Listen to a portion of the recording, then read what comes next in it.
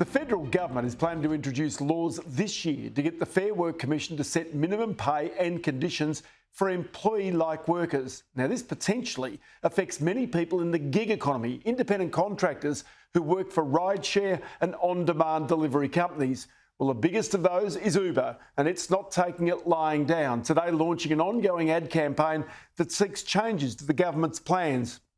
Uber's Managing Director in Australia and New Zealand is Dom Taylor, who joins me now. Dom, many thanks for your time.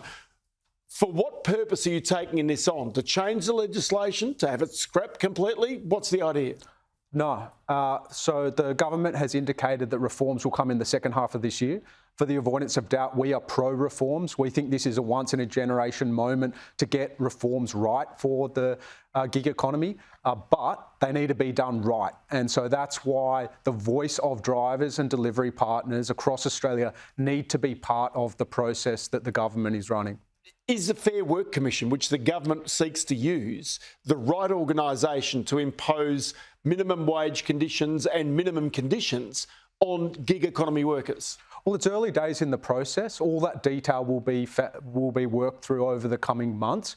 What drivers tell us is that 9 in 10 drivers and delivery partners wouldn't earn with Uber if it wasn't for the flexibility that the app offers.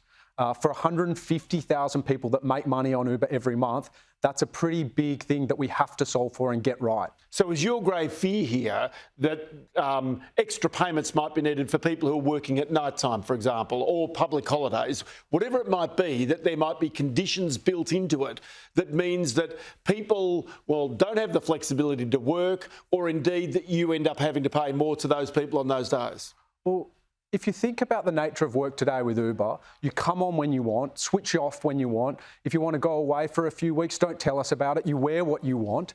And so it is innately flexible, and we need to retain that.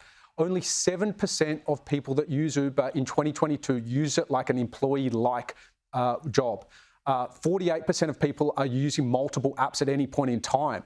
And so we have to solve for that in a unique way. It needs to be bespoke reforms that captures the unique nature of the gig economy here in Australia. Is your grave fear that Australia's industrial relations platform, if it's imposed upon the gig economy, that it's set up for something that was decades old as compared with the gig economy, which is brand new?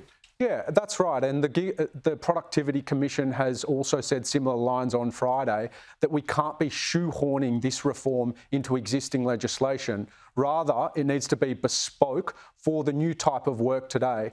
This is a new type of work that has emerged over the last 10 years, and we really need to be making sure that the reforms, which we're looking forward to occurring, are the right ones that capture the greatness whilst also enhancing benefits and protections associated with working on gig economy platforms. Because one obvious thing to me is with 10 interest rate rises, with rising food prices and electricity prices, that many people who are entering the gig economy now are doing so to survive cost of living. They might have another job, but they're still taking the extra work to try and survive. That's where the flexibility is needed.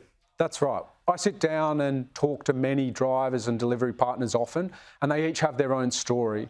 We've got the person who is training to become a nurse that's doing it in their night shift.